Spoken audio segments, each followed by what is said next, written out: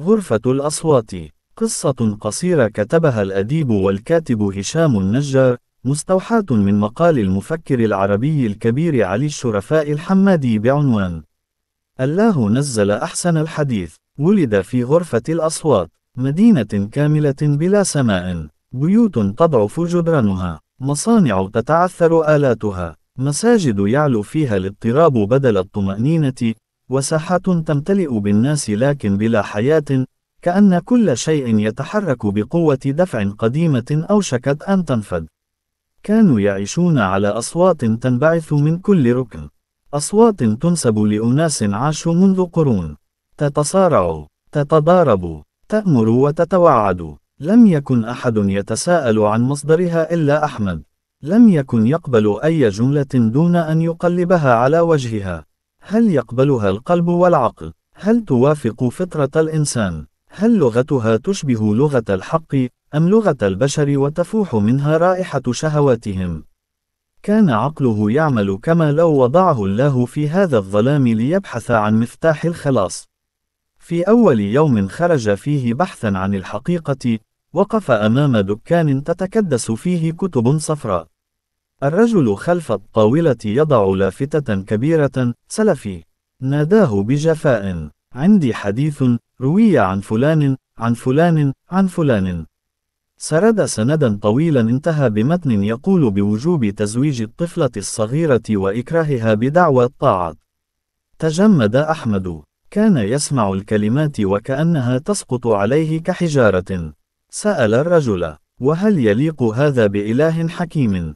ضحك البائع ذو اللحية الطويلة قائلا: أنت لا تفهم شيئا ولا تزال صغيرا.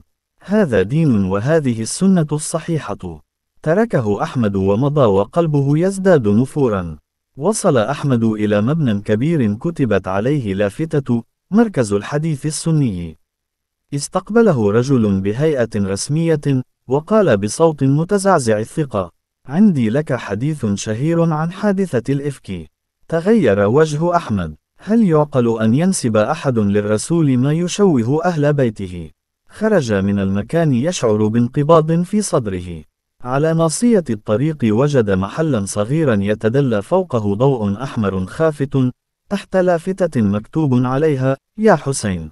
جلس صاحبه بعمامة سوداء، وقال له: جئت في وقتك. عندي رواية عظيمة عن إمام غائب يعيش في سرداب منذ 1000 عام، ينتظر لحظة خروجه ليقود العالم.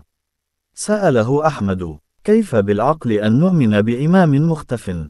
قال المعمم: إنها أسرار لا يدركها إلا الخواص.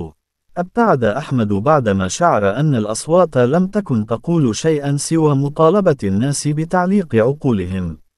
مر على بائع يروي حكاية بشعة عن امرأة رجمت بالحجارة حتى ماتت لأنها زنت، وعلى امرأة تقول إن كل كارثة تقع فهي غضب إلهي على المجتمع، وعلى رجل يصرخ بنجاة فرقته وهلاك الباقين، وآخر يشرح صور عذاب النساء والبشر في الجحيم كأنه يراها من وراء حجاب، وآخر يعدد فتن آخر الزمان وعلامات الساعة. كل صوت كان يسحب من قلبه قطعة. وقف أحمد وسط الغرفة بين الدكاكين والمحلات والمراكز، ورفع وجهه إلى الأعلى لأول مرة. لم يكن يرى سماء، لكنه كان يخاطب من خلقها.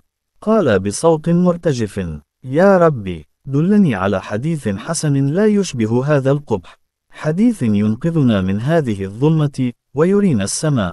حديثك أنت، لا صوت البشر. جاء صوت واحد هادئ جميل: الله نزل أحسن الحديث.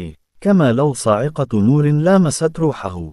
صرخ دون أن يشعر: وجدتها. انطلقت قدماه تركضان نحو مركز مهجور في قلب المدينة لم يقترب منه أحد منذ عقود.